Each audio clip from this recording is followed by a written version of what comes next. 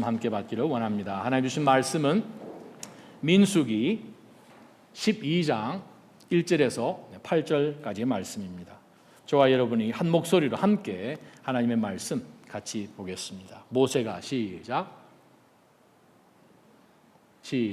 모세가 얻은 에티오피아 여자 때문에 미리암과 아론이 모세에게 대들었습니다.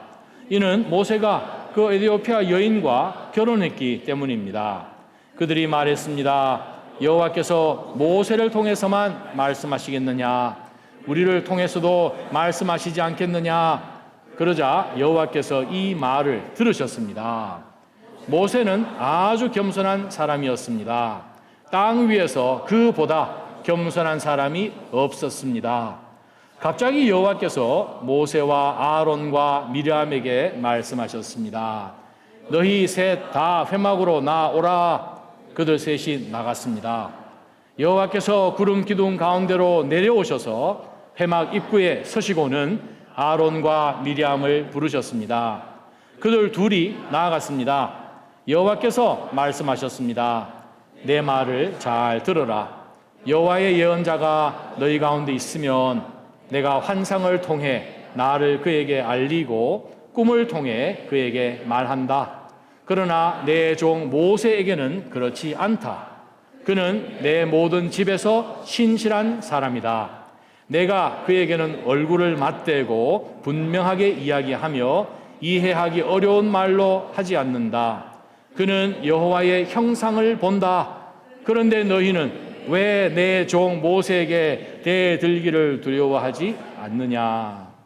하나님 아버지, 오늘 이 말씀 갖고 저희의 삶 가운데 우리 성령 하나님이 들어오신 이후로 저희의 신앙이 조금씩 그리스도를 닮아가는 가운데 성령 하나님이 드라이브를 거시면 저희들도 동일하게 성령 하나님을 통하여서 열매들이 맺히는 줄 믿습니다. 하나님, 저희의 이 10년 가운데 정말 주께서 보기를 원하시는 아름다운 성령의 열매들, 특히 온유의 열매 잘 맺히게 말씀을 통하여서 깨달음 있게 하여 주시고 변화가 있게 하여 주옵소서. 예수님 이름으로 간절히 기도합니다. 아멘. 자리에 앉아 주시기 바랍니다.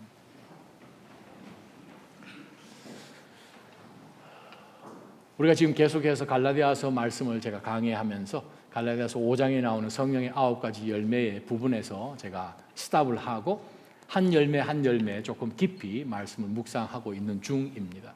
오늘 우리가 보아야 할 8번째 열매는 온유입니다. 2주 반 전에 저희가 금요일 날 저희 교회에서 임직식을 했습니다. 3분의 장로님, 1분의 권사님, 또 5분의 안수 집사님 안수식이 있었습니다. 그 임직식을 하는 가운데서 이제 노회에 속해 있는 이제 여러 목사님들이 대부분 이제 저희 동부 노회가 뉴저지부터 시작해서 아니요 죄송합니다. 펜실베이니아부터 시작해서 사실 동부 끝쪽입니다. 저희가 사실 제일 북쪽에 있는 교회이지요. 그러다 보니까 대부분의 목사님이 뉴저지에서 올라오십니다. 운전을 해서 그날 올라오셨습니다. 저희 교회에서 호텔을 하나 이제 예약을 해서 제 이름으로 방 2개를 이제 예약을 했습니다. 그랬더니 펜실베이니아에서 올라오시는 그 목사님은 시간이 좀 급한 가운데 거기서 일을 좀 처리하시고 비행기를 타고 바로 오셨어요. 조금 일찍 도착하셨습니다. 11시 반에. 오전 11시 반에 도착하셨으니 이제 3시에 원래 체크인하잖아요. 그래서 early 체크인 가능하냐 연락이 왔어요. 제가 호텔 전화했습니다. early 체크인 가능합니까? 아마 괜찮을 것 같습니다. 그래서 그 목사님 올라오시는 대로 체크인을 했습니다. 그리고 이제 너무 새벽까지 거의 잠을 못 주무시는 상황에서 들어가서 좀 주무시고 이제 이 팀들은 지금 올라오는데 적어도 4시까지는 오겠다라고 이제 연락이 왔어요. 그러면 저는 해야 되는 것이 무엇입니까? 목사님도 올라오시니까 웰커밍 바스켓을 만들어야 되잖아요. 여러 가지 뭐 이렇게 드링크하며 과일하며 쿠키며 이렇게 이제 만들어서 이제 일찍 제가 최소한 30분 전에 3시 반에 제가 호텔에 도착을 했습니다. 그 호텔 이름은 제가 얘기 못합니다. 딱 들어갔는데 이 호텔이 분명히 리뷰가 굉장히 좋았거든요.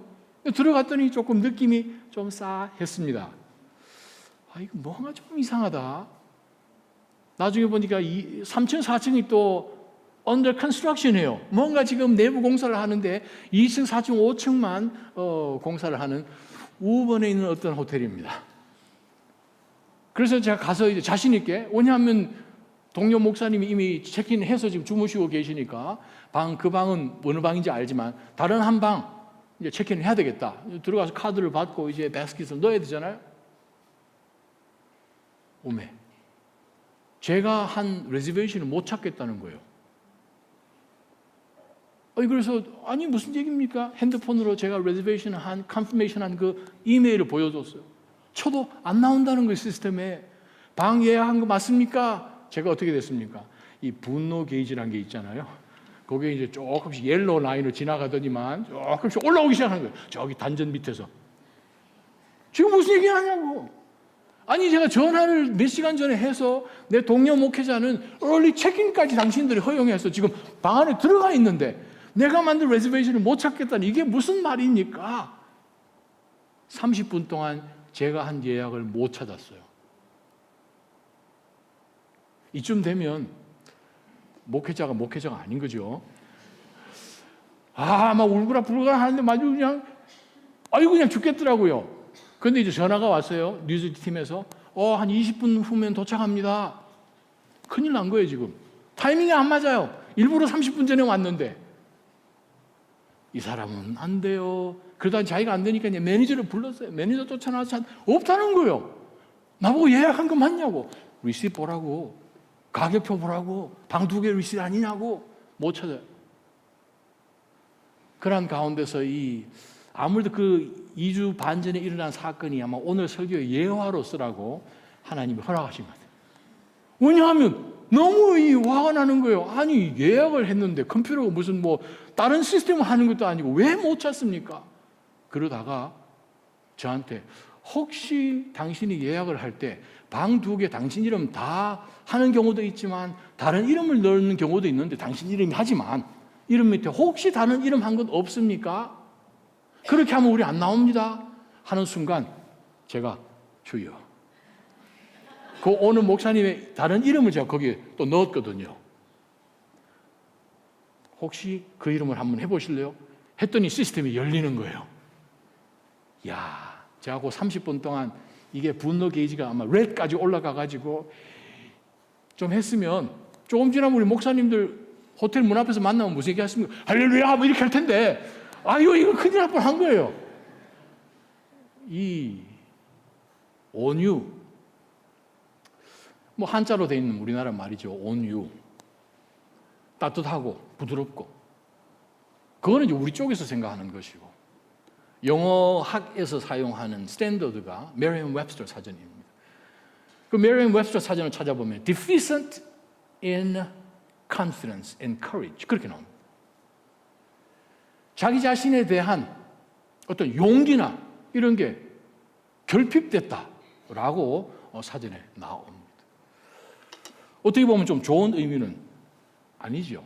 온유란 것이. 사실 우리가 생각할 때는 온유 그러면 그냥 그 사람 좋아 그냥 온유한 거야. 그러면 그냥 어떻게 보면 물에 물 탄 듯 이런 느낌일까요? 그냥 이 매갈이가 없는 듯한 하여간 좀 그런 유약한 듯한 그런 느낌 우리가 생각을 하잖아요. 프라우테스라는 그 단어는 성경에서는 사실 그렇게 보지 않습니다.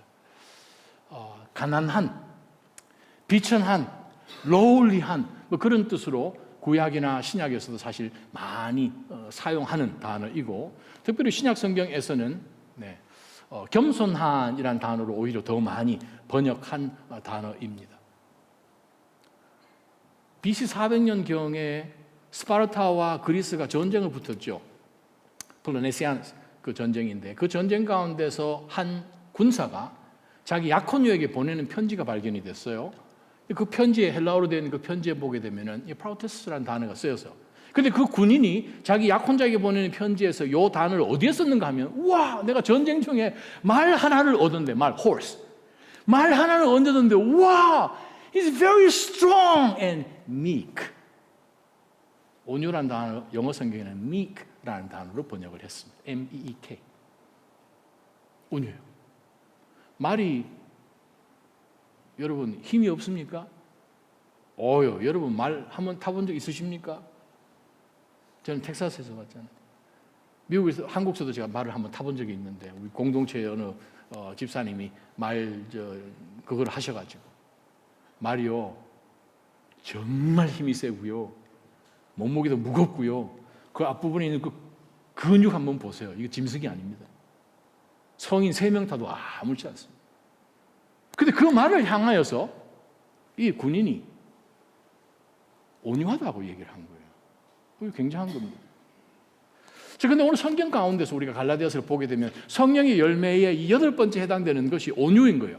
자, 그러면 우리가 보통 저 사람 참 좋다, 정말 친절하다, 혹은 뭐 온유하다, 정말 사람 정말 법 없이 산다, 뭐 이렇게 우리가 보통 쓰는 그 표현을 사실 우리가 세상 가운데서 교회 바깥에서 많이 쓰잖아요. 그런데 오늘 성경에서는 성령의 열매 9가지 중에서 성령 하나님 우리 가운데 들어오셔서 임재하시고 우리가 그리스도인이 되고 성령 하나님 때문에 하나님을 아버지라고 부를 수 있는 그러한 담대함으로 기도 가운데, 예배 가운데, 찬양 가운데 늘 들어갈 수 있는 성도들에게만 exclusively, members only 하는 것처럼 주신 열매가 온유인 거거든요. 그러면 세상에 우리가 생각을 할 때 온유하다, 사람 좋다라는 그 의미와 성경에서 온유하다라는 그 의미를 우리가 다르게 볼 수밖에 없습니다. 예수님 당시나 바울 서신 가운데서도 우리가 온유라는 단어를 신약 성경에서 많이 보는데, 역사적으로 보게 되면 로마 시대 때 온유라는 그 단어 자체가 로마 시민들이 이것은 사람들이 가져야 할 덕목이다라고 생각한 적이 없습니다. 로마 제국입니다. 힘이 있어야죠. 우리가 살고 있는 이 세상 가운데서 온유는 별로 인기가 없습니다. 그래서 사실 예수님께서 오셔서 마태복음 5장 5절에 보게 되면 온유한 자는 복이 있나니, 그 얘기를 하셨을 때 사실 저게 무슨 의미지라고 이해가 되지 않았을 것입니다. 물론 예수님께서 그렇게 말씀하신 그 온유한 자는 복이 있나니 땅을 유업으로 받을 것이며 라는 그 말씀이 시편 37편 11절을 인용한 말씀이기는 하지만, 그 당시 모든 사람들, 로마 시대 때 사람들조차도 성경시대에 온유한 것, 그거 인기가 없어요. 누가 땅을 차지합니까? 누가 땅을 정복합니까? 우리가 살고 있는 이 시대 가운데 누가 땅을 차지합니까? 돈 많은 사람, 힘 있는 사람, 권세 있는 사람, 독재자, 마피아 뭐 이런 사람들이 땅을 차지하잖아요. 우리 동물의 왕국 보면 누가 땅을 차지합니까? 누가 자기 영토를 관리를 합니까? 사자, 호랑이 이런 이 짐승들이 땅을 유업으로 얻는 것 같잖아요. 이 얘기를 했더니 서울서 어떤 분이 목사님, 근데 그 말이 맞는 것 같은데요. 사실 힘센 동물들이 동물의 왕국을 다스리고 땅을 유업으로 얻는 것 같은데, 따지고 보면 목사님 사자나 호랑이나 이렇게 굉장한 이 동물들은 전부 다 endangered species, 천연기념물처럼 수가 별로 없어요. 보호해줘야 돼요. 그런데 정말 이 세상에서 별로 인기 없는, 힘없어서 저게 땅을 차지할 수 있으려나 하는 그러한 동물들은요 널렸습니다 라고 한 얘기를 제가 한번 들은 적이 있습니다. 참새 널렸습니다. 힘없어서 그냥 비실비실하는 양떼들 널렸다는 거예요. 그렇게 보면 온유한 자가 땅을 차지하는 그 주님의 말씀이 뭐 크게 틀린 것 같지는 않다라는 생각이 들기도 하지요. 오늘 우리 본문을 한번 들여다보면서 먼저 성경 전체에서 이 온유란 표현을 우리가 좀 이해를 할 필요가 있는 것은, 왜 우리가 이 온유를 성령의 열매로 봐야 되는가? 예수님 당시나 구약 시대에나 온유를 좋은 덕목으로 생각도 하지 않았는데, 근데 희한한 것은 예수님께서 온유하신 분이셨습니다. 마태복음 11장에 예수님께서 자신을 소개하시기를 나는 온유하고 겸손하니, 주님이 온유하신 분이십니다. 온 세상을 말씀으로 창조하시고 온 인류를 세대 상관없이 전 인류를 once for all 단번에 죄 사함 하신 강력한 분이신데, 스스로 소개하시기를 온유한 자라 라고 예수님께서 소개를 하십니다. 고린도후서 10장 1절에 보게 되면 바울 사도가 이렇게 이야기합니다. 그리스도의 온유함으로 내가 너희들을 권하노니. 그건 그리스도의 성품이라는 거죠.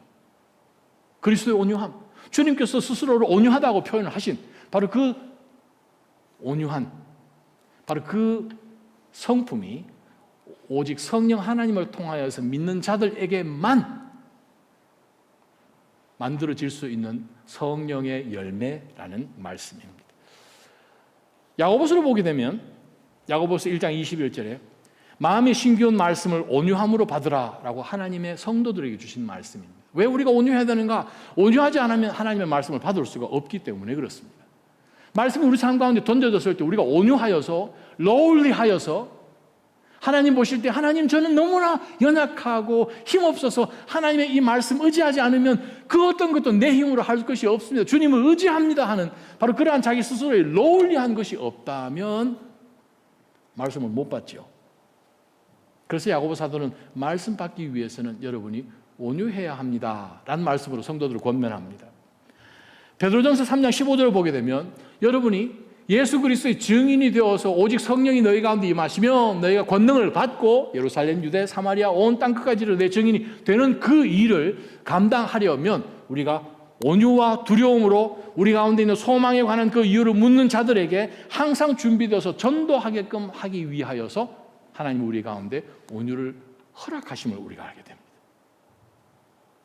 성경은 지난 수천 년 동안 지나오는 가운데서 공격하고 없애겠다고 하고 성경 가진 모든 자들을 핍박하고 죽이고 로마 시대 때는 그냥 원형 경기장에 그리스도인들을 다 그냥 갖다 내어 버리고 그리스도인들을 창에 꽂아서 기름 넣어가지고 밖에 불 피워놓고 그렇게 할 정도의 굉장한 핍박, 지금까지도 마찬가지입니다. 제 컴퓨터 안에는 지우지 못하는 영상이 하나 있습니다. 나이지리아에서 3명의 그리스도인들이 무슬림들에게 붙잡혀서 사한채로 불태워지는 것을 제가 아는 어떤 선교사님이 저한테 보내주셔서 제 컴퓨터 안에 있습니다. 사한채로. 지금도 그렇습니다. 그럼에도 불구하고 도대체 이 말씀은 무엇이고 하나님은 무엇이고 우리가 믿는 이 믿음이라는 것은 무엇이고 성경은 무엇인가? 그것은 하나님의 놀라운 구원의 역사이죠. 정말 맥없이 살아가는 것 같은데 세상의 눈으로 볼 때는 지혜도 없는 것 같은데 문벌도 없는 것 같은데 정말 미약한 저희를 하나님께서 쓰셔서 세상에 정말 높고 지혜로운 사람들을 부끄럽게 하시는 하나님의 능력이 나타나게끔 하시는 그것이 우리가 가지고 있는 믿음인 것이죠. 바로 그것이 온유입니다. 감사한 것은 우리가 전도할 때에 마치 무슬림처럼 칼을 들고 가더니 칼이냐 고난이냐 이렇게 하는 것이 아니라 우리 삶을 통해서 그냥 비실비실 얼마든지 더도 터지는 것 같고 에어싸움을 당하는 것 같지만 에어싸움 당하지 않잖아요. 문화혁명 끝나고 난 날 중국 뚜껑을 열어보니까 그 안에서 하나님께서 역사하셔서 정말 수만 명의 수십만 명의 수천 명의 그리스도인들이 그 기간 가운데 중국에서만 일어난 것을 볼 때 와우, what is this? 그래서 우리 가운데 왜 우리는 이렇게 삽니까? 웬만하면 화낼 수 있지요. This is my right. 미국에서 한 신문에 카툰이 올라왔는데 어린아이가 뉴욕 병원에서 태어났어요. 태어나서 의사 선생님이 아이를 받고 난 다음에 아이가 이제 코에 안에 뭐 있는 모든 것을 다 빼기 위해서 이제 의사 선생님이 엉덩이를 딱 때리더니 애가 응애 하고 울어야 되는데 애가 뭐라고 그 만화에 나온지 아십니까? I need a lawyer 그랬다는 거예요. 왜 때리냐고. 그게 우리가 살던 시대. 왜? 리짓하다고 생각을 해야 되는 거죠. 왜 이건 내가 해야 되는 권리고 나 이거 할 수 있습니다. 그렇지 할 수 있습니다라고 얘기해야 사실 살아남는 듯한 21세기를 우리가 살고 있습니다. 그런데 그리스도인들 이리 치이고 저리 치이고 그럼에도 불구하고 그들 가운데서 알지 설명되지 못하는 그러한 은혜로 역사로 계속해서 복음으로 사람들이 변화되는 그것, 살인자들이 변화되는 것, 감옥에 안 나가도 괜찮습니다. 이곳에 사형수로 있어가지고 사형수들이 변화되는 유일한 종교, 목숨 걸고 독침 맞아도 유일하게 넘어오는 탈북자들을 복음 증거해서 전하게끔 하는 움직이는 유일한 종교 그룹들, 기독교 성도들이잖아요. 그게 뭐냐는 거죠. 힘은 없는데. 바로 그 온유란 원래 뜻은 power in control 이라는 뜻입니다. 굉장한 파워가 있는데 그게 정말 온유하여서 말이 굉장한 능력을 가졌지만 그러나 그 위에 3살짜리 소녀가 앉아서 곱비를 들고 있어도 얼마든지 그 모든 파워가 컨트롤 되는 것. 우리 뒤에는요 하나님이 계십니다. 온 우주 만물 Let there be 했을 때에 역사하시는 그 창조의 하나님께서 우리와 함께 하여 주셔서 우리가 어느 순간이든지 눈을 감고 혹은 눈을 뜨든 기도하는 가운데서 여러분 엄청난 역사를 얼마든지 지금도 하고 계신 바로 현장이 여러분이십니다. 지금까지 여러분 살아오신 가운데서 하나님께서 역사하신 그러한 과거의 많은 경험들을 여러분 해보셨지요. 그래서 온유는 성령의 열매입니다. 성령 하나님이 들어와 계시면 그 하나님이 하나님 되심을 인하여서 우리는 느긋할 수 있는 거예요. 게이지가 올라갈 수 않을 수 있는 거예요. 그러나 성경에 보게 되면 몇몇 그러지 못한 경우들이 등장하는 것을 우리가 봅니다. 우리도 동일하게 이 사람들과 나도 저랬으면 충분히 그럴 수 있지라고 생각되는 그런 케이스들이 사실 성경에 많이 있지요. 누가복음 15장에 보게 되면 자기 남동생이 아버지 유산 반 받아가지고 나아가서 전 나라 이국 나라를 다 돌아다니면서 돈을 쓰며 그냥 다 낭비하고 돌아오는 갈 곳이 없어서 먹을 것이 없어서 돌아오는 그 탕자를 받는 가운데서 첫째 아들이 뭐라 그럽니까?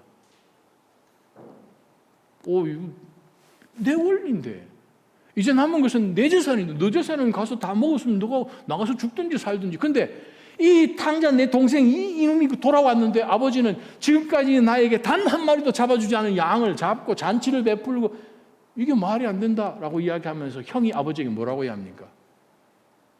This son of yours 그렇게 표현하잖아요. 내 동생이라고 표현도 하지 않냐고. 당신의 아들 그렇게 표현하잖아요. 화가 얼마나 났으면. 온유하지 못한 케이스죠. 거룩한 사람 한번 볼까요? 하나님이 무슨 명령을 하셨는데 삐쳤어요. 요나. 하나님이 야, 너 저기 니느웨 가지고 전도해라. 내가 지금 저들을 다 몰살시킬 건데. 왜냐하면 너무 우상숭배가 심하고 오른손 왼손이 옳다 그러다 하는 그것을 알아야 되는 정도가 아닐 정도니 어떡하냐. 너가 가서 복음 전해라 했더니 삐쳐서 도망가 버렸잖아요. 니느웨로 가야 되는, 동쪽으로 가야 되는, 서쪽으로 그냥 타시스로 그냥 도망가 버리잖아요. 그래서 하나님이 또 하나님 어떤 하나님이십니까? 어떨 때는 우리 보면 우리 식으로 하면은 우리 100번 죽었을 텐데 하나님 또 그냥 져주십니다. 그리고 일부러 그냥 쫓아가서 물고기 보내서 잡아서 또 그놈 잡아가지고 또 사흘 동안 죄송합니다. 그놈이 아니죠. 우리 선배님이신데 잡아가지고 이제 물속에 있으면서 3박 4일 지나가가지고 이제 니느웨 그 해변가에 이제 토해 놓잖아요.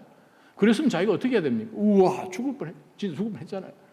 하나님이 생명 주셨으니 복음 전해야 되겠다. 뭐 복음 전할 필요도 없어요. 이 요나는 해변가에 지나가기만 해도 아마 구원 받을 거예요. 엄청난 냄새 나서 뭐 머리는 그냥 이 위산에게 거의 탈색이 됐었을 것이고 아주 그냥 하얗게 돼서 이상한 사람이 예수님 믿으라고 안 믿겠어요? 어쩌다가 내 물고기에서 사흘 동안 그러면 무조건 예수 믿어야 되거든요. 그래서 이제 이 니느웨가 이 복음을 듣고 회개를 했어요. 근데 아직까지 이 온유하지 못한 요나는 하나님 불 떨어지니까 불똥 튀면 안 되니 이제 이 도시에서 물 떨어져가지고 하나님 불똥 떨어질 것만 바라보잖아요. 하나님 앞에 화가 난 거죠. 하나님, 나 하나님 정말 마음에 안 듭니다. 아니 우리 민족들에게 한 것을 보십시오. 저 민족은 사라지고도 당연한데 왜 저 사람들을 구원시키려고 그러십니까? 하나님이 박넝쿨 하나 주시잖아요. 요나가 머리가 대머리였나 보죠.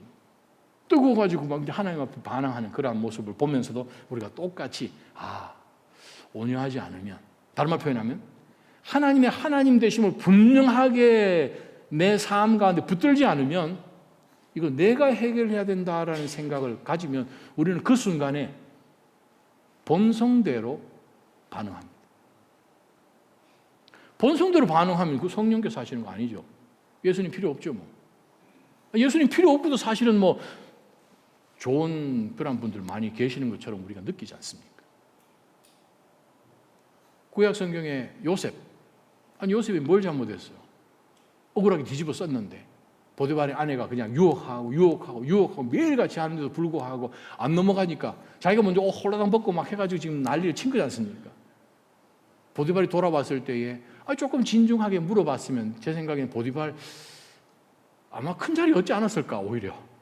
하나님이 이 요셉을 통해서 역사하시는 것은 그 집에서 일어난 일들을 통해서 분명히 많이 보았음에도 불구하고, 급하게 요셉이 어떤 인격을 가진 사람인지 알았음에도 불구하고 그냥 앞뒤 보지 않냐고 그냥 감옥에 쳐넣는데, 그런 것을 보면서 이 온유라는 것은 정말 하나님이 나와 함께 하시고 그 하나님은 어떤 분이시다라는 그것을 그 삶 가운데 분명하게 되새기지 않으면, 우리 그리스도인들도 예외 없이, 목사도 예외 없이 우리는 이게 열릴 수 있다는 것.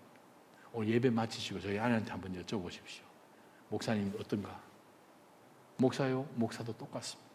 장로요? 장로님도 똑같습니다.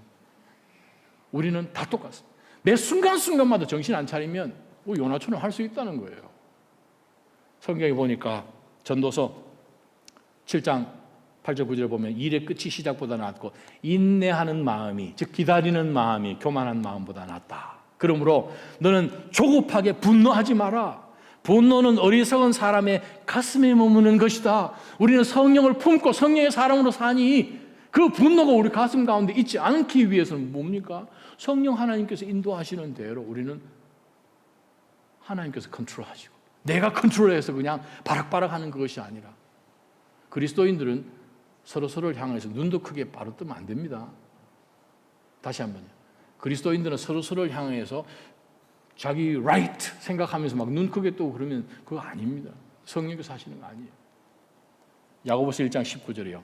사람마다 듣기는 빨리 하고 말하기는 천천히 하고 노하기도 천천히 하십시오. 아멘. 다시 한번 제가 읽어드립니다. 사람마다 듣기는 빨리 하고 말하기는 천천히 하고 노하기도 천천히 하십시오. 빨리 이걸 꼭지를 틀면 어떻게 되겠습니까? 저희 아내가 저한테 부탁을 했습니다. 여보, 일하러 가니까 당신이 시간 조금 있을 때에 이 압력 밥솥에 고기를 뭐 넣어서 이렇게 했는데 언제쯤 돼서 그거를 열어라, 뚜껑을 열어라. 아주 인스트럭션을 제가 잘 안 들을 걸 알기 때문에 인스트럭션을 자세하게 줬어요.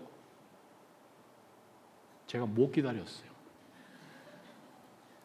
분명히 전도서 7장 9절에 조급하게 움직이지 마라. 어리석은 사람의 가슴에 머무는 것이 조급합니다. 그랬는데 제가요, 위에 있는 조그마한 그 추 뚜껑 거 옆으로 해가지고 바람이 빠지고 열어야 되잖아요. 제가 생각합니다. 제가 옳다고 생각한 거예요. 이걸 잡고 그냥 확 열어버렸어요. 우와, 폭발. 그냥 폭발이에요. 기름, 물, 폭발. 저희 아내 오기 전에 제가 얼마나 열심히 닦았는지 펴내려고 열심히 닦았는데, 저희 아내는, 근데 아내들은 하나님이 주신 어떤 이 신기가 있는 것 같아요. 딱 들어오는 순간 알아요. 이거 이상한데? 제가요, 알코올 뿌리면서 얼마나 그 기름기를 다 없애요. 여러분, 이처럼 천천히 하는 거예요. 그게 온유입니다. 그런데 하나님은 천천히 하십니까? 하나님은 시간까지도 컨트롤하시는 하나님이십니다. 우리는 하나님만 신뢰하면 우리가 천천히 가든 늦게 하든 하나님께서 알아서 하시겠지 하는 그것이 오늘 본문을 통해서 보는 온유에 대한 메시지입니다. 12장 3절에 보게 되면 희한한 구절이 있습니다. 모세는 아주 겸손한 사람이었습니다. 우리 성경에 보게 되면 모세, the man, 하이시 모셰, 오드, 야나. 모세는 다른 어떤 사람들보다도 아담아인 모든 이 세상의 사람 살다 비교를 할 때 이 사람은 정말 겸손한 사람이다. 가면서 여기서 우리 던져진 질문이 있습니다. 아니면 가만히 있어봐. 창세기, 출애굽기, 레위기, 민수기, 신명기, 성경 5번째 세 성경에 나온 제일 첫 번째 5번째 성경은 모세 오경이라고 모세가 쓴잖아요. 모세 자기가 자기 스스로 모세는 아주 겸손한 사람. 이 겸손 안 한 거죠, 이거는. 땅 위에 사는 어떤 사람보다 겸손한 사람, 이건 겸손 안 한 거잖아요. 자기가 자기 스스로 겸손하다 그러면서 겸손한 사람 될 수는 없는데 그렇게 생각하시면 안 됩니다. 왜? 성경은 누가 기록했습니까? 하나님 기록하셨죠. 하나님께서 성령의 감동으로 기록하신 거죠. 베드로 후서도 마찬가지고 디모데후서 3장 16절도 마찬가지고 하나님께서 영을 주셔서 하나님의 사람으로 하여금 하나님의 말씀을 받아서 그대로 기록하게 하신 것입니다. 하나님이 쓰신 말씀입니다. 하나님이 모세를 평가하시기를 지면에 있는 어떤 사람들보다도 온유한 사람, 개역개정이 그렇게 표현하죠. 구약성경, 신약성경 예수님 빼고 온유하다라고 표현한 사람은 모세가 유일무이합니다. 그래서 제가 오늘 이 본문을 정했습니다. 자, 이 상황 배경을 보십시다. 모세가 아마 그 아내 십보라가 죽었는지 지금 결혼을 다시 했는데 이 에티오피아 여인을 이제 아내로 이제 삼았습니다. 그랬더니 미리암 누나죠. 아론 자기도 2살 높은 형이죠. 미리암 한 10살 정도 아마 더 높은 그 누나하고 지금 형이 모세에게 대들었다는 거예요. 너 하는 이게 뭐냐? 늙어맞게 뭐 그렇게 했는지 모르겠습니다만 에티오피아 여인 아니 우리 진중에서 해야 돼. 왜 에티오피아냐? 하면서 지금 이제 모세 앞에 지금 대들었습니다. 그러면서 그 다음 단계를 우리가 2절을 보게 되면 이 사람들이 왜 모세에게 대들었는지가 나오죠. 또 후반부에 우리의 마음속에 뭐가 숨어 있는지를 아시는 하나님께서도 미리암과 아론을 책망하신 것을 볼 때 사실 이 모세가 이 에티오피아 여인과 결혼하는 그것은 하나의 핑계고 그걸 통해서 모세에게 대든 것을 하나님은 아시죠. 그래서 이 두 사람이 여호와께서 우리 저 막내 모세를 통해서만 말씀하시겠느냐? 지금까지 해보지도 않았지만 앞으로도 우리가 한번 해보니까 뭐 모세 하는 거 별것도 없는데 라고 생각을 하면서 모세를 그냥 완전히 디스를 한 거죠. 자, 우리를 통해서도 얼마든지 앞으로 말씀하실 것 같은데 지금 하는 거 보니까 저건 아니야. 그래서 아주 그냥 화를 내서 지금 이 모세를 지금 공격을 하게 되었습니다. 말로. 그런데 3절은 오늘 우리가 읽었던 이 내용의 요약입니다. 모세는 아주 온유한 사람이었습니다. 땅 위에서 그보다 온유한 사람이 없습니다. 자, 모세는 하나님의 사람입니다. 하나님의 영의 사람입니다. 그가 오늘 본문 가운데서 어떻게 행동을 보였는지를 우리가 보면 제일 알 수 있지요. 어떻게 했습니까? 얼마든지 누나, 형, 지난 수년 동안 하나님이 나를 통해서 하신 것 못 봤나? 하나님이 나를 보내서 이집트에 있을 때부터 그거 못 봤나? 10가지 재앙할 때 형 있었잖아. 이 말 안 되는 이야기를 하나님이 나를 택했는데 왜 형이 왜 자꾸 나서 얼마든지 이렇게 얘기할 수 있고 그것이 리짓이죠. 모세의 권리는 마찬가지고 하나님이 그를 두려움으로 세우시더니 그런데 보니까 모세는 아주 온유한 사람이라서 지면에 있는 그 어떤 사람들보다도 온유하여서 그의 끝 그가 한 모습은 무엇입니까? 반응하지 않았다는 거예요. 반응하지 않았다. 얼마든지 인간의 방법으로 대응할 수도 있었을 터인데 그냥 아무 얘기를 하지 않았습니다. 또 이럴 때는 또 이렇게 말하지 않으면 또 막 더 화를 막 내잖아요. 아이쿠나, 대답도 못하구나 해가지고 그냥 내가 옳다 해가지고 막 덤벼드는 것이 우리 인간의 모습입니다. 그러한 가운데서 온유는 무엇입니까? 오늘 본문을 보니 여호와께서 답답해서 개입하시도록 기다립니다. 이 얼마나 귀합니까? 우리 그리스도인들 성령 하나님의 임재함으로 인하여서 내주하고 계시는 그 성령의 인도하심을 따라 갈라디아서 5장 16절이나 25절에서 주신 말씀처럼 성령을 따라 행하라, 성령을 따라서 맞춰서 행하라 라는 그 말씀을 앞뒤로 강조한 그 중간에 있는 것이 성령의 열매에 대한 리스트인데 8번째 해당되는 온유. 온유는 무엇입니까? 성령께서 인도하심을 따라서 행한다는 그 표현은 하나님, 제가 이 목숨 걸고 무슨 이단에 대한 내용이라든지 뭐 예수 그리스도에 대한 목숨 걸고 해야 되는 그러한 것이 아니고 정말 비본질적인 이 영양가 없는 것 같은 이러한 것에 하나님 무슨 얘기를 할 수 있겠습니까? 그냥 all stop 시키고 하나님이 제 앞으로 먼저 가십시오라고 하는 것처럼 하나님의 때를 기다리고 하나님의 방법을 기다리고 지금 모세는 그냥 이 큰일 어떡하지 하는 가운데 기도만 그냥 죽자 했겠죠. 하나님 응답하신 것입니다. 근데 보니까 미리암과 아론이 한 이야기를 하나님이 다 듣고 계시네요. 여러분 가정 가운데 혹시나 때로 배우자와 함께 혹은 자녀 문제 때문에 뭐 이렇게 할 때 있잖아요. 하나님 다 귀가 좋으셔서 잘 듣고 계십니다. 우리가 정말 이 혀를 잘 제어를 해야 됩니다. 말하기는 더디해야 돼요. 화내기도 더디해야 돼요. 화를 내버리면 사단이 우리 가운데 쏙 들어와서 우리로 하여금 올무로 삼겠지요. 에베소서 4장 27절 여러분 앞에 같이 봅니다. 우리가 화를 냅니다. 분노합니다. 온유하지 못하고 하나님 앞 방법으로 그것을 하지 않으려고 할 때는 어떻습니까? 사단에게 기회를 준다는 거예요. 하나님의 진노하심에 맡겨야 하고, 여러분이 원수를 갚지 않고 하나님의 심판에 맡기라는 그 말씀, 원수 갚는 것이 하나님께 있습니다. 화를 내버리는 바로 그 순간 우리는 성령이 인도하시는 대로가 아니라 나의 본성을 따라서, 우리가 왜 화냅니까? 내 권리나 나의 주도권이나 나의 자존감이나, 요즘 우리 한국에는 미친 자존감 이런 표현도 막 쓰던데, 자기를 너무 overly important한 사람으로 생각을 해서 프레젠트를 하잖아요.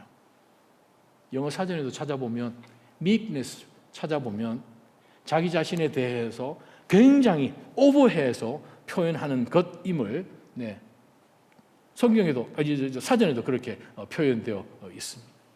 바로 우리가 그것을 보면서 우리가 하나님 앞에 이 온유한 것은 하나님께서 개입하시는 것, 하나님께서 역사하시도록 하나님께 맡기는 그것이 온유인 거예요. 그렇지 않으면 우리는 이 문제를 해결할 방법과 지혜가 우리 가운데는 없습니다.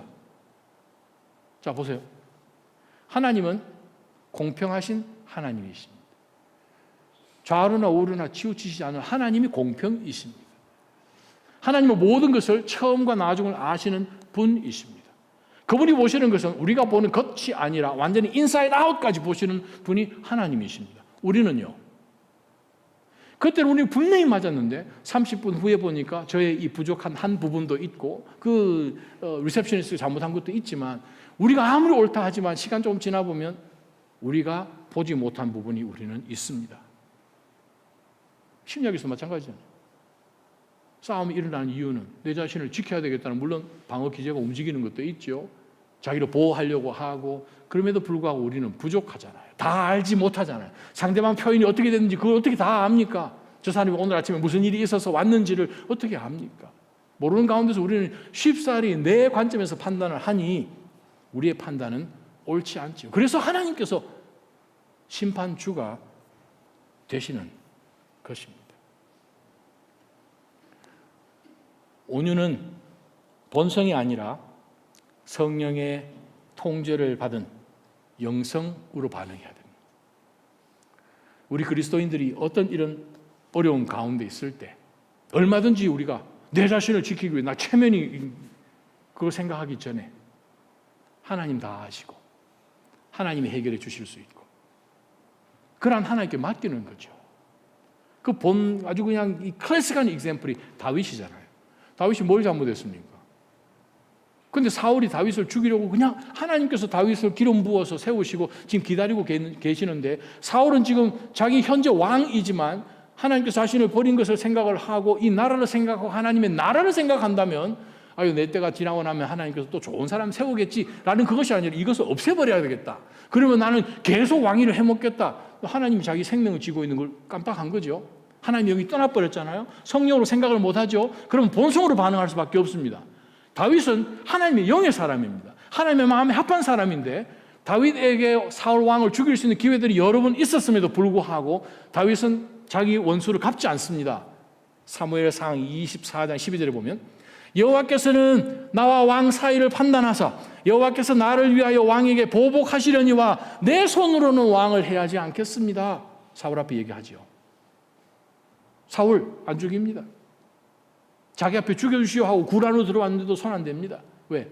하나님이 어떤 하나님이신지, 원수 갚는 건 내가 원수 갚는 것이 아니고 그건 하나님의 공의에 맡기고 하나님의 시간에 맡기니까 얼마든지 기다린 거죠. 그렇으면 사울이 죽었을 때 다윗은 아싸, 나의 원수가 죽었구나 할 수 있을 것 같은데 그렇게 안 하잖아요.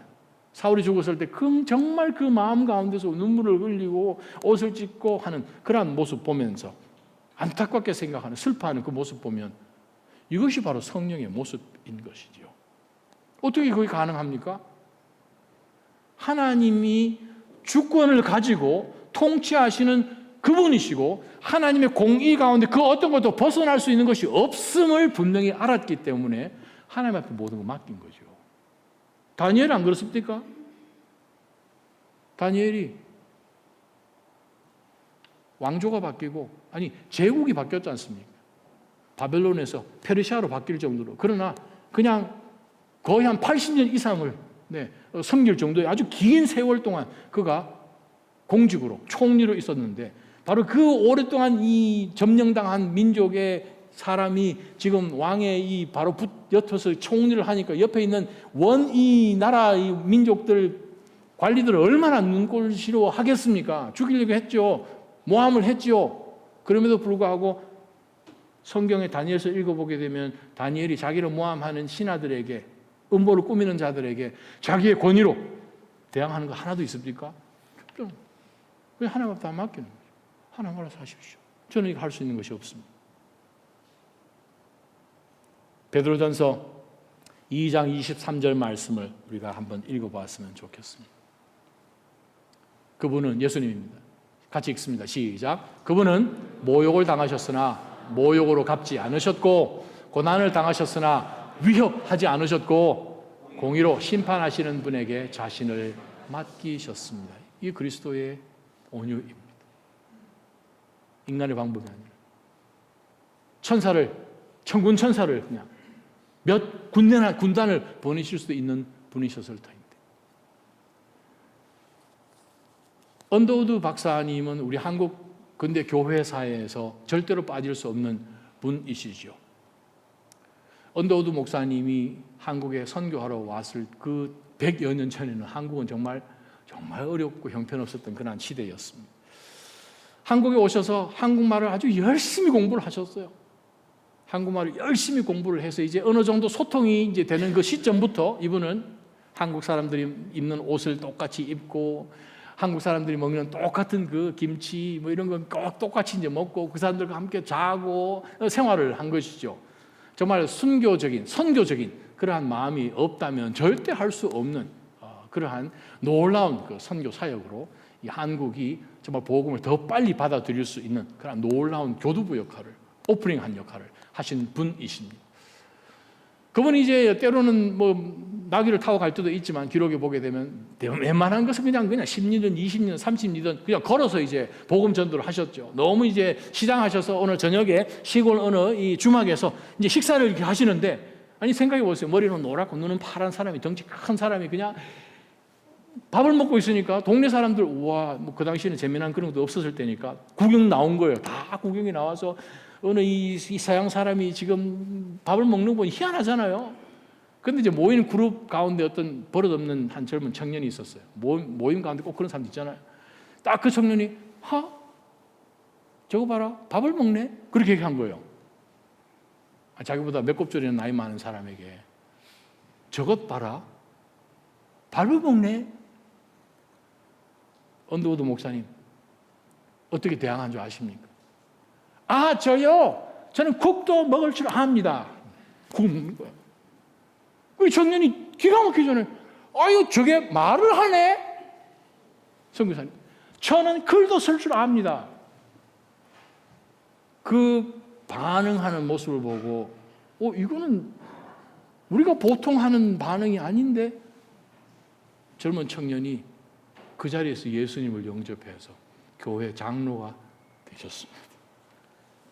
그래요. 온유는 하나님께서 지금도 우리로 하여금 그리스도의 온유함을 닮아갈 때 열매 맺게 하셔서 그 열매를 통하여 주변 모든 자들에게까지 복음을 지금도 전하고 계십니다. 우리 삶 가운데 본성으로 반응하지 아니하고 성령을 통하여 반응하셔서 하나님께서 움직이시고 하나님께서 말씀하시고 이 모든 상황을 하나님께서 돌리시도록 우리는 하나님께 모든 것 맡기는 그러한 주님의 백성들 되시기를 주님의 이름으로 축원합니다. 기도하십시다. 살아 역사하시는 하나님 아버지, 말씀 앞에 엎드립니다. 우리는 화를 내고 나의 권리를 찾고 목소리를 높이고 눈을 똑바로 뜨고 하지 않으면 모든 사람들이 나를 등신처럼 생각하는 듯한 그런 시대에 삽니다. 그러다 보니 때로는 우리 그리스도인임에도 불구하고 교회 안에서, 가정 안에서도 하나님 아버지, 우리는 온유하지 못했고 말하기도 빨리 했고 화내기도 빨리 했고 그 화내는 것이 몇 날 며칠 갈 때도 있었습니다. 그러나 주님께서는 바울 사도를 통하여서 화를 내는 것이 비록 인간의 감정이지만 사단에게 틈을 주지 않기 위해서라도 해가 지도록 품 것을 허락지 아니하심을 다시 한번 기억하면서 하나님께서도 인정하실 만한 바로 이 온유한 사람의 정말 좋은 모델인 모세처럼 저희도 모든 상황 가운데서 하나님 아시지요? 저는 마음 아픕니다. 제가 할 수 있는 것도 없습니다. 어떻게 제가 인간적인 방법으로 반응하겠습니까? 대적하겠습니까?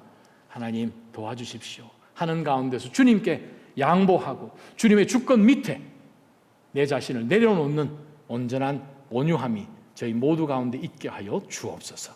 예수님의 이름으로 감사하며 간절히 기도합니다. 아멘.